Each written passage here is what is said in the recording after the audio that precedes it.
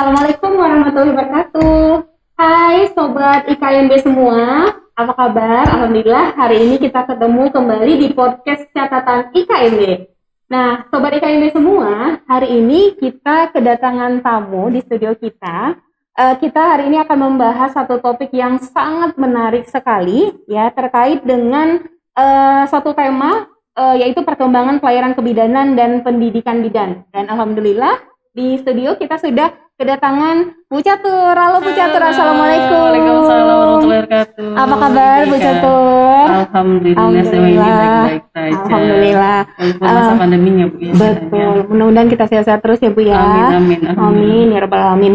Nah, Sobat IKMB, hari ini kita dengan Bu Catur akan membahas nih Bu satu topik yang menarik sekali terkait dengan kebidanan. Nah, banyak perkembangan-perkembangan yang terjadi di keilmuan kebidanan sendiri maupun di jenjang pendidikannya ya Bu. Dan itu menjadi suatu hal yang menarik yang harus kita pelajari lebih dalam lagi. Saya yakin juga sobat-sobat IKMB yang sudah menjalankan dari pendidikan diploma sebelumnya, kemudian berpikir, aduh gimana ya untuk meningkatkan karir dari seorang bidan itu sendiri. Tidak hanya yang kita ketahui adalah lulusan sebagai diploma kebidanan ya Bu ya, tetapi dari jenjang pendidikan kebidanan itu sendiri sekarang sudah meningkat, yaitu ada dari program sarjana kebidanan, benar ya Bu ya? Karena memang ada pengembangan tersebut. Pendidikan bidan, sehingga ya berdirilah itu program studi yang akan kita bahas hari ini. Nah, menarik sekali ya Sobat IKMB semua ya. Kita akan ikutin terus sampai selesai terkait dengan perkembangan pelayanan kebidanan seperti apa sih, dan jenjang pendidikan yang seperti apa yang nanti Sobat IKMB akan bisa lewati gitu. Nah, Bu Catur, hari ini boleh dong tahu asal muasal dari prodi S1 kebidanan, khususnya di Institut Kesehatan Mitra Bunda. Kita sudah ada prodi sarjana kebidanan. Ini sesuatu yang menggembirakan sekali loh Bu Catur ya. Boleh tahu Bu asal muasal dari prodi ini didirikan? Jadi memang kita di Institut Kesehatan Mitra Bunda selalu mengembangkan yang namanya pendidikan. Ya, selalu mengembangkan yang namanya pendidikan semua, terutama untuk pendidikan kesehatan. Ya. Untuk pendidikan sarjana kebidanan dan pendidikan profesi bidan, nah karena berdasarkan oleh Undang-Undang Nomor 4 Tahun 2019, jadi memang Undang-Undang ini memang baru, ibarat kata 2019 disahkan, kemudian karena ada perancangan sebelumnya sehingga memang IKMB sudah siap nih, kita mau mengembangkan program studi, yaitu program studi sarjana kebidanan. Nah, itu karena memang ada Undang-Undang Nomor 4 Tahun 2019 Bu Ika. Begitu. Jadi memang sesuai pasal 43 bahwa memang diploma 3 bidan itu hanya bisa melakukan praktik atau asuhan pelayanan kebidanan di fasilitas pelayanan kesehatan. Begitu. Dan sesuai pasal 44 juga bahwa memang lulusan pendidikan profesi bidan Bu Ika ya, ini bisa membuka praktek atau bidan praktek mandiri begitu. Berdasarkan hal tersebut maka dari Institut Kesehatan Mitra Bunda membuka atau untuk pengembangan pendidikan bidan berkelanjutan, maka berdirilah program studi ini kebidanan gitu, ini ya Bu. Jadi artinya kita membuka itu bukan tidak ada dasar. Jadi dasarnya dari undang-undang sudah jelas bahwasanya Undang-Undang Kebidanan Nomor 4 Tahun 2019 ya Bu ya. Nah, Institut Kesehatan Mitra Bunda sudah merancang ke hal tersebut. Sehingga kita mengupgrade lagi pendidikan dari sarjana kebidanan. Karena memang untuk program studi sarjana kebidanan ini berdirinya 28 Desember 2019 gitu. Jadi begitu ada undang-undang tersebut, kemudian dari Institut Kesehatan Mitra Bunda juga mengambil langkah ke depannya, sehingga karena peluang untuk ke arah sana terbuka lebar ya Bu ya. Nah, karena peluang terbuka lebar dari peningkatan dari jenjang pendidikan tersebut, sehingga Institut Kesehatan Mitra Bunda membuka kesempatan tersebut. untuk pengembangan karir juga ya Bu ya. Iya, benar. Nah, oke, berarti dari pasal 3 sudah dijelaskan terkait dengan diploma, di bagaimana cara mempraktek di fasilitas kesehatan. Nah, di pasal 44 lebih dijelaskan lagi ya Bu ya, dan lulusan itu pendidikan profesi bahwasanya memberikan asuhan itu pelayanan ke bidan praktik mandiri. Wah, ini sangat membuka. Dalam arti memang dia bisa membuka. Kalau sekarang itu adalah D3, tapi harus mengupgrade ilmunya, upgrade lagi pendidikannya, sehingga peluang-peluang untuk ke arah praktik mandiri seorang bidan itu bisa lebih terbuka ya Bu. Oke Bu, pengen tahu nih Bu, untuk prodi sarjana kebidanan sendiri di KMB itu apa saja keunggulan yang diberikan Bu yang dari IKMB? Oke, baik. Kalau kita membicarakan mengenai keunggulan, pastinya berhubungan dengan visi misi ya.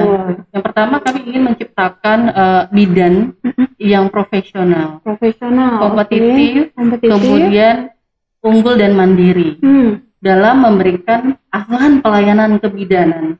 Tidak hanya asuhan pelayanan kebidanan seperti misalnya memberikan asuhan pada kehamilan, tetapi juga secara komplementer. Nah, artinya, apa itu, Bu? Penasaran kan? Penasaran. Apa itu? Artinya adalah seorang bidan mampu memberikan asuhan pelayanan kebidanan dengan memberikan pelayanan secara tradisional, begitu. Contohnya Bu Ika, ya, misalnya seperti bayi baru lahir, ya, usia 3 bulan, kita bisa melakukan baby gym. Baby gym. Oh, ternyata gym tidak hanya di orang dewasa ya. Atau bayinya disuruh angkat barbel? Enggak. Bukan ya, Bu ya? Jadi ada tekniknya tersendiri. Bukan. Makanya kalau mau penasaran nih, ya, ayo kita bergabung di sini. Betul. Jadi istilah baby gym itu bukan suruh angkat barbel ya Bu ya? Bukan ya. Nanti berotot semua. Oke. Jadi itu tujuannya. Salah satu contohnya ya, seperti itu. Jadi memang apa sih tujuannya dilakukan baby gym begitu? Tujuannya adalah memang kita memberikan stimulasi rangsangan kepada anak sehingga perkembangan anak itu meningkat, seperti misalnya motorik halus, motorik kasar, ya, yang berhubungan dengan baby gym tersebut begitu. Oh, berarti itu harus ada rangsangan yang harus dilatih ya Bu ya, yang harus diberikan. Karena kan mungkin ibu-ibu muda atau mungkin ibu-ibu yang di luar sana ya penasaran nih Bu. Ya anak tumbuh aja, yang penting tumbuh, diberi makan, diasuh dengan baik. Ternyata ada rangsangan-rangsangan yang bermanfaat untuk menstimulasi dari masa-masa balitanya ya Bu ya. Itu perlu sekali. Jadi memang ibu-ibu kan kalau memberikan apakah baby gym itu benar atau tidak begitu kan, mungkin banyak di video-video yang tersebar, tapi apakah sudah benar seperti itu kan? Kalau kita kan memang sesuai dengan keilmuannya begitu. Benar. Kita sudah melakukan pelatihan dan sebagainya. Nah, gitu. yang pastinya dosen-dosen dari prodi sarjana kebidanan sudah pasti dong Bu ya untuk terkait dengan hal tersebut, karena itu membutuhkan kompetensi khusus ya. Jadi kita untuk ibu-ibu atau mungkin calon-calon selesai bidan ya Bu ya, mau mengupgradekan ilmunya, bisa saja mungkin di media sosial ya Bu sudah banyak informasi-informasi terkait dengan info mungkin baby gym atau mungkin yang lain, tapi ingat kembali benar tidak, sudah sesuai belum, bahkan nanti takutnya cedera ya Bu ya, salah pemberian ini, nanti perlakuan dan sebagainya, malah tambah parah. Satu hal ingin mau meningkatkan tapi bisa jadi cedera dan lain-lain ya Bu. Jadi benar-benar itu baru dari bayi baru lahirnya ya kan. Belum ke ibunya juga ada Bu Ika. Oh ada, ibunya juga ada. Jadi misalnya pada kehamilan kita bisa melakukan prenatal yoga yang aman, senam kehamilan dan sebagainya. Betul.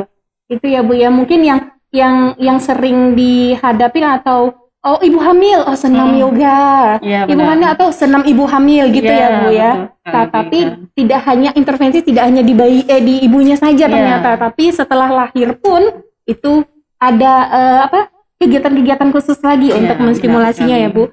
Wah, Bu mau tahu dong berapa lama nih masa studinya? Oke. Untuk berapa lama masa studinya untuk yang jalur reguler atau misalnya tamat dari SMA ya itu selama memakan masa studi itu selama 8 semester atau 4 tahun. Oke, 4 tahun. Nah, kalau misalnya alih jenjang nih Bu Ika, Misalnya dari D3 ya kan, mau menyetarakan misalnya ke sarjana, itu juga kita hanya membutuhkan waktu itu adalah 2 semester atau 1 tahun. Oh, 1 tahun. Nanti dilanjutkan lagi dengan profesi. No, betul. Jadi selesai nanti di sarjana kebidanan, apa Bu gelarnya Bu? Jadi dari D3? Bidan, BD. Ya, kalau misalnya dulu gelar kita itu bidan, ya, bidan ani misalnya seperti bidan, itu ya kan, SST begitu kan. Nah, sekarang kalau yang resminya itu bidan itu disandang oleh bidan yang memang sudah melangsungkan atau melanjutkan pendidikan profesi atau sudah lulus profesi. Oh gitu. Jadi ada sebutan Bu, nih gelar di depannya yaitu BD. BD ya, oh, bidan. Gitu. Jadi jenjang profesi setelah selesai nanti sarjana kebidanannya dapat Eskep ya Bu ya. Eskep sarjana kebidanan. Kemudian lanjut lagi profesi akan mendapatkan gelar BD atau bidan. BD disingkat ya Bu ya, atau bidan. Oke. Baik Bu. Nah, kalau untuk kegiatan nih Bu, kegiatan dari prodi sarjana kebidanan itu apa-apa saja Bu yang dilakukan selama ini? Kegiatan itu kita banyak Bu Ika.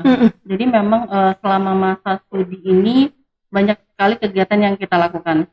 Contohnya kita melakukan pengabdian masyarakat melalui edukasi ya. Ini tidak hanya di Kota Batam saja yang kita lakukan, tetapi mencakup ke pulau-pulau. Penting sekali ya Bu ya, kalau di pulau-pulau untuk pemberian edukasi informasi tersebut. Jadi kita ada pernah ke Pulau Panjang, kemudian ada Belakang Padang, kemudian Bulang. Kemudian yang terakhir kemarin saya baru dari Pulau Air Tawar yang ada di Pulau Guntung. Oh gitu. Ya, jadi kita perjalanan itu 2 jam dari Kota Batam. Kemudian kita dari Guntungnya lagi kita naik bus kecil lagi. Bus kecil lagi ya Bu. Nah, itu berjarak juga berarti. Benar sekali. Nah, kita kemarin masuk serangkaian. Jadi kita memang sudah mengajukan proposal. Kemudian kita sudah berhasil untuk serangkaian kegiatan di implementasi social project. Yang berhubungan dengan kesehatan tentunya. Nah, ini yang penting ini sebenarnya ya Bu, artinya pada saat kita memiliki ilmu itu tidak akan menjadi manfaat jika tidak di-share, tidak memberikan manfaat ke orang lain. Nah, kalau dia satu kebidanan untuk pengaplikasian tadi mengikuti ini ya Bu ya, serangkaian implementasi project tadi ya, InnoVillage 2021 nasional dan alhamdulillah kita masuk diterima proposalnya dan kita menerima dana untuk lanjutkan dari kegiatan kita untuk mengembangkan, mengimplementasikannya. Luar biasa, lebih banyak bermanfaat untuk orang lain ya Bu. Nah Bu, untuk ibu-ibu muda atau mungkin sobat-sobat IKMB yang pengen tahu bagaimana sebenarnya kalau mau jadi bidan dan lanjut Bu, ini bagaimana Bu? Ada syarat khusus atau kriteria khusus nggak Bu? Pastinya ada dong Bu Ika. Nah, benar. Jadi memang karena kita menolong persalinan kan Bu Ika. Benar. Jadi sebagai calon bidan ya, itu ada kriteria tertentu. Oke, apa tuh Bu? Yang pertama tinggi badannya Bu Ika. Tinggi badan. Oke, kenapa tinggi Bu? Badan itu tidak boleh kurang dari 160 Bu Ika. Karena gimana kita mau menolong persalinan nih, kalau misalnya tinggi badan kita nih ya kan Bu Ika, kurang gitu kan. Jadi pada saat kita mau menolong persalinan dengan bed ginekologi yang tinggi ya, jadi bagaimana juga kita menarik bayinya begitu. Jadi itu salah satu kriteria. Logikanya ke sana ya Bu, kenapa itu ada standar itu gitu. Kemudian untuk lulusan SMA atau SMK itu boleh sih. Boleh. Nggak seperti farmasi memang kewajiban dia harus IPA ya. Iya benar. Dia SMA atau SMK itu nggak apa-apa. SMA, SMK boleh. Selama bisa mengikuti dan lulus tes tulis dan tes kesehatan. Oh, benar. Kemudian yang untuk sarjana itu sendiri atau alih jenjang, ya memang harus lulus dari D3 atau misalnya profesi, yaitu harus memang pendidikannya terakhir itu harus D4 kebidanan. Atau misalnya dia sarjana terapan. Jadi ada sarjana terapan kebidanan. Oh begitu. Yang D4 Ibu? Iya, gitu ya, Bu? Yang D4 dan sarjana terapan kebidanan. Tetapi memang melalui untuk penyetaraannya butuh matrikulasi begitu. Oh, matrikulasi. Ada mata kuliah yang harus disesuaikan lagi. Oke. Jadi jenjang yang sebelumnya itu tetap dipertimbangkan ya, Bu. Artinya yang jelas adalah lulusan D3 kebidanan ya. Tuh sobat-sobat IKB nanti D3 yang lain boleh enggak gitu ya. Jadi artinya berintegrasi ya. Benar-benar berkelanjutan untuk pendidikan tersebut. Oke, mungkin ada syarat lagi Bu yang lain? Itu saja sih itu Bu ya. Sepertinya bisa ya Bu ya. Iya, bisa dong, bisa dilalui nih ya bagi terutama nih Bu Ika ada yang misalnya seperti ini. Saya suka anak kecil nih ya. Biasanya mau dong jadi bidan begitu. Ada seperti itu. Akhirnya tumbuh minat itu. Gitu, oh iya benar. Dari awal sebenarnya udah ada minat pengen suka anak kecil, pengen tahu bagaimana merawat, pengen tahu bagaimana cara merawat ibu hamil. Nah, itu kayaknya udah ada niat dan apa ya Bu ya, bakat-bakat ke arah sana ya Bu ya. Karena memang merasa kadang ada beberapa memang calon mahasiswa nih misalnya, atau misalnya baru mau SMA nih, mau lulus nih gitu kan. Kemudian karena tempatnya mereka tinggalnya di pulau, ya kan, sehingga mereka merasa aku perlu nih menjadi seorang tenaga kesehatan yang sangat bermanfaat bagi orang lain. Karena begitu, kondisi tempat tinggal itu mungkin masih minim ya Bu ya, masih minim. Kemudian melihat dari fenomena yang ada, sepertinya butuh untuk seorang bidan di situ. Mungkin dia punya cita-cita ingin membantu atau membangun di tempat daerahnya bisa untuk nyebrang sedikit lah Bu ya dari pulau tersebut ya Bu untuk ke Batam dan upgrade ilmunya, kemudian nanti bisa kembali lagi dan bisa memberikan pembangunan untuk tempat daerah tersebut. Dan kita institut ini selalu mengembangkan yang namanya program studi atau misalnya pendidikan kita. Jadi fokusnya memang di institut ini fokusnya di kesehatan. Karena memang institut bukan universitas, makanya itu kita menjadi pertimbangan buat kita, makanya kita di sini mendirikan itu. Kemudian tidak hanya di situ juga Bu Ika. Jadi dulu ceritanya institut ini adalah akper. Tahun 2002 tahun 2002. Jadi tahun 2002 butuh waktu panjang sampai kita bisa ke institut sampai saat ini, sampai ada penambahan dari program studi karena kita melihat peluang ke masa depan tersebut.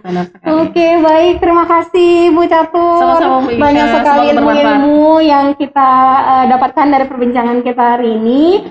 Mungkin sobat-sobat di KMB yang masih ragu, yang masih belum yakin dengan pilihannya, ini bisa langsung saja ya Bu join bergabung dengan kita di Institut Kesehatan Mitra Bunda Prodi Sarjana Kebidanan. Baik, makasih ya Bu Catur ya sekali lagi ya. Lain waktu nanti kita ketemu lagi untuk bahas yang lain. Oke, sobat IKMB semuanya, jangan lupa ikutin terus catatan IKMB, jangan lupa like, subscribe dan share info ini sebanyak-banyaknya, dan kita akan ketemu lagi dengan podcast selanjutnya dengan tema yang pasti menarik. Salam dari saya Ika. Assalamualaikum warahmatullahi wabarakatuh.